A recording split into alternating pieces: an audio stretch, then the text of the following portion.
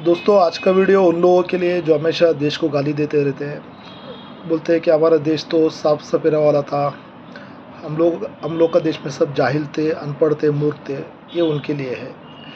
तो उनको ये मैं एक कहानी के माध्यम से समझाने की कोशिश करता हूँ। भारत के एक गांव में, जैसे गांव में आपको सबको पता है इंडिपेंडेंट हाउसेस होते हैं। तो एक इंडिपेंडेंट हाउस में एक फैमिली थी, हस्बैंड वाइफ और उनका एक बेटा था।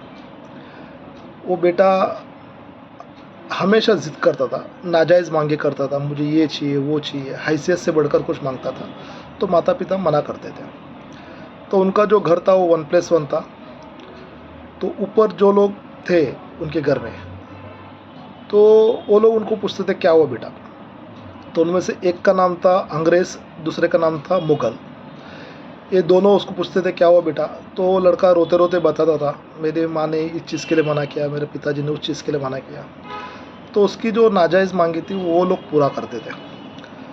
तो वो लड़के को ऐसा लगता था मेरे लाइफ में जो भी प्रॉब्लम्स है वो सॉल्व करने वाले ये दो ही जने हैं, या तो अंग्रेज़ करेंगे या तो मुग़ल करेंगे। और मेरा जो माता पिता है एकदम पिछड़े हुए सोच के, और ये मेरे लिए कुछ नहीं कर सकते। ये ऐसे गरीब लोग हैं, गरीबी में है, गरीबी में जिएंगे, गरीबी में मरेंगे, और मेरे लिए कुछ नहीं करेंगे। लेकिन लड़का पढ़ाई में होशियार था। लड़का पढ़ लिख कर और ज़्यादा ज़िद्दी होते गया, और एक दिन बहुत काबिल हो गया, पढ़ लिख कर अफ़सर बन गया। तो गांव में उसका आदर सत्कार हुआ, उसका सम्मान हुआ।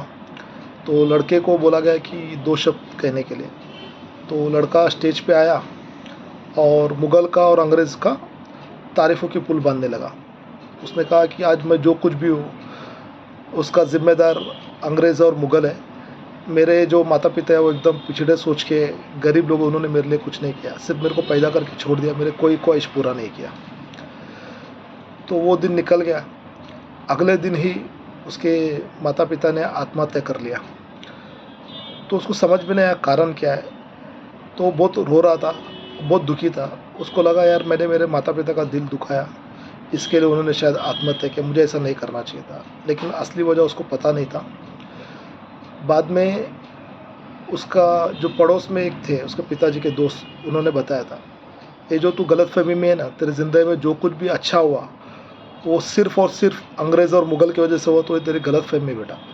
और वो लोग जो तुम्हारे घर में तुम्हारे माले पे रहते थे फर्स्ट फ्लोर पे, वो तुम्हारे भाड़ोतरी नहीं थे, वो तुमको भाड़ा नहीं देते थे, तुम्हारे माता पिता को कोई रेंट नहीं देते थे, वो फ्री में रहते थे।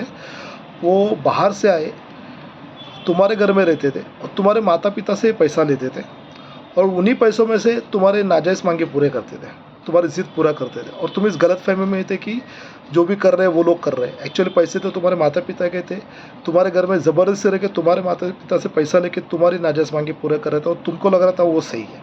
और उससे बुरी बात यह है बेटा, उतना ही नहीं, सिर्फ तुम पैसे ही नहीं लेते थे, बदले में तुम्हारी माँ का इज्जत भी लूटते थे।